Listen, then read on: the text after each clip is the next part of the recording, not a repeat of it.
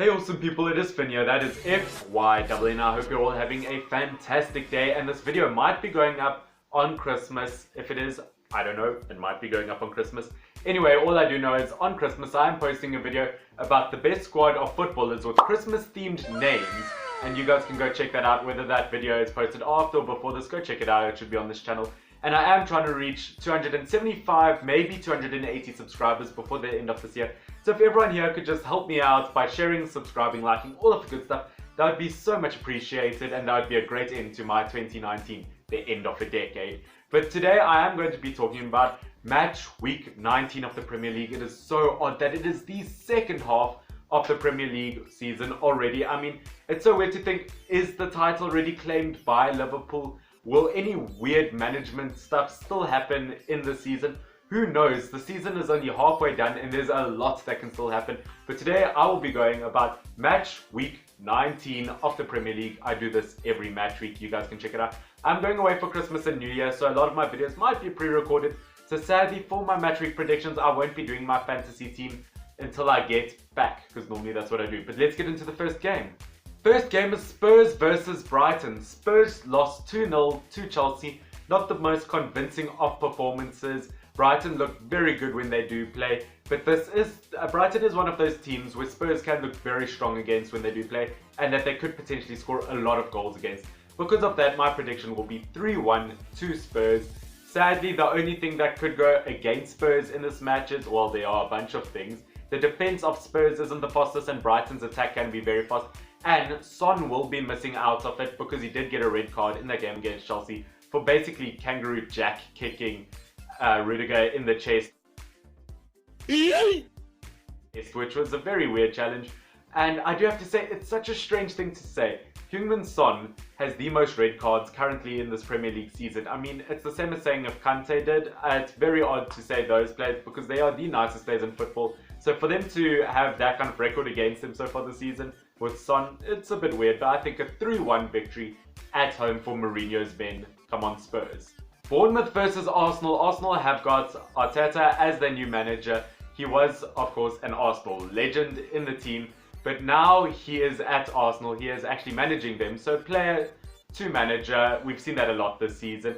And you don't know how he's going to do it because he was assistant manager to Pep Guardiola at Manchester City. Pep Guardiola is one of the best managers of the decade. And I think he could have potentially learned a lot more than Freddie, who worked under Unai Emery. So, you know, I don't think he learned a lot. But I definitely do think that Arteta can teach a lot to Arsenal. But Arsenal have a lot of problems within the squad itself. So is it like putting lipstick on a pig, or is it like the pig turning into a horse? I mean, I don't think that's how Cinderella turned out, is it? But I do have to say, I think Arsenal are going to get a 1-0 victory against Bournemouth because a lot of key players at Bournemouth are still injured. Aston Villa to Norwich. I think it's going to be a very, very weird one, Aston Villa versus Norwich, because normally I really like Aston Villa. I really want them to pick up wins. They are one of the only teams that have beat Liverpool in any competition this season. So, I mean, I really want to back Aston Villa, but I just find the strike force and the speed of Norwich way too dangerous, and I cannot see Aston Villa competing. And with McGinn out, injured with a fractured ankle, I can see Aston Villa being less of a villa and more like a small little family home. So I do think it will be a 1-0 away win to Norwich. Chelsea versus Southampton. It's so weird to think how bad Southampton are this season. Yet Ings is one of the top scorers in the Premier League this season. It's like having a really, really bad car with some really beautiful tyres. And you kind of go like, those are some sick tyres. But as a whole, I don't buy it. And I do have to say, Southampton not looking the strongest. You guys did beat Aston Villa, although Aston Villa look like they just really can't play football this season, although they've spent a lot of money. I have to say, Chelsea seem like the obvious one. Chelsea will probably get a 2-0 win against Southampton. It's probably closer than they like at home. They could score a lot more, but just in the meantime, I think it's going to be a very close one with Chelsea winning 2-0. They would like to make it more though. Palace versus West Ham. Normally, I would say this is a very close game, and I do think it's going to be a very, very close game. Last season, I would have said West Ham would win because they have so much quality in their team. Crystal Palace are struggling, and I have to say, I think it's going to be Crystal Palace to win this one. Just because Crystal Palace have been in a better form this season, and that's what I'm basing this game on. purely form, I think Crystal Palace is going to do much, much better. I think they're going to get a 1-0 win against West Ham, because West Ham, all they seem to do is spend money, and the quality in the team isn't improving. They need to do something about it. Maybe buy a player in the transfer window. Cheeky plug, I did a video about who every team in the Premier League should buy in this transfer window. Go check it out in the link in the description. I think Crystal Palace, because of their run in form, I think they're going to get this win. Everton versus Burnley. Now, Everton, this should be their first game in the Premier League with new boss Ancelotti. Ancelotti, same as I said about Pep Guardiola, Ancelotti is one of the best managers in this whole decade in the world, and I think he's a fantastic manager. I can't really go on about how great he is, because I think he is that good. And for him to go to Everton, that is huge news for Everton, and I think he's going to really change Everton around. And I think he's going to have that good manager kind of vibe when he does move into Everton. It's going to be the same as, let's look at the likes of when Ole moved to Manchester United. They won 5-0. When Duncan Ferguson first, although he only managed 3-4 games, when he first took over Everton just for that tiny bit as an interim manager, he got that win versus Chelsea. I mean, it could be like Lampard, where he does lose in his first one, but I think Ancelotti's going to get a comfortable 3-1 win against Burnley. I do think that they could concede because the defence still is a bit sloppy, but they could also score a lot more. Sheffield United versus Watford. This is also going to be a tricky one, but Watford have only won 2 games this entire season. One was against Manchester United. That's how you can tell the team's not a good team. They win against Manchester United. That seems to be how it is. Manchester United has officially been called the Robin Hood Club because they take from the rich, they take the points from the rich clubs and give to the poorer teams. So, of course, Watford. But I don't think Watford's actually going to get a result versus Sheffield United. I mean, I could see them potentially getting points.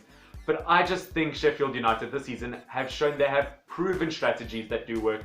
With their speed, with their attack, with their whole team in general, I think Sheffield United's going to get a 2-0 win at home as well. That's a huge advantage against Watford. Manchester United versus Newcastle. Now, everything in my bones tell me that Manchester United are going to lose this and to make that my prediction. But you know what? As I said in my reaction to the Manchester United game, which if you're a United fan, I do that with every United game, I react to it. I think if Pogba came on at halftime, they wouldn't have lost. He made that much of an impact once he came on that I think he could have changed the game around, and he was that one player who looked like he could have done so. If Paul Pogba plays, I can see United scraping a 1-0 win. I mean, but sadly, I think De Gea might have to just have a game off, have Romero there, just see how Romero does in the Premier League. I know lots of people might be a huge fan of that, but I think De Gea just needs a game, because after that goal he conceded against Watford, I mean, hit or miss. I guess he missed, huh? Leicester City versus Liverpool. I'm so sad Leicester City lost to Manchester City. That hurts me so much because, I mean, we need to do everything to stop Liverpool. And just the fact that Liverpool are winning absolutely everything destroys me so much. They've won the Champions League, Super Cup, Club World Cup. They've won everything this season. They're probably going to win the Premier League. It hurts me so much to just name all of these achievements that they have gotten. But I do like the team in general. But you know what? Liverpool getting the wins that they have been getting against big clubs, against City, and I think eventually they could lose. And if there was any team they could lose against, it is Leicester. I think Leicester really do stand a chance because they're really good at scoring early goals. Saying that, Liverpool could get a comeback, and I think Liverpool are going to be so tired because they've just been playing game after game after game, more games than other teams in the Premier League because of other competitions like the Club World Cup. Therefore, I think Leicester City can capitalize on this, and I think Leicester City will actually get a 2-1 win against Liverpool. Tell me if you agree with that in the comment section down below. Game is Wolves versus Manchester City. Now, this is a game that Manchester City just need to win. Although Wolves beat Manchester City last season, I'm praying that Manchester City get this because, look, they have such a great team, but they've lost unnecessary games this season. And I mean, I think other teams in the league just need to let the likes of Leicester City, Manchester City and Chelsea just win all the games, anything. We just need to come together as a group to stop Liverpool. That's exactly what needs to happen.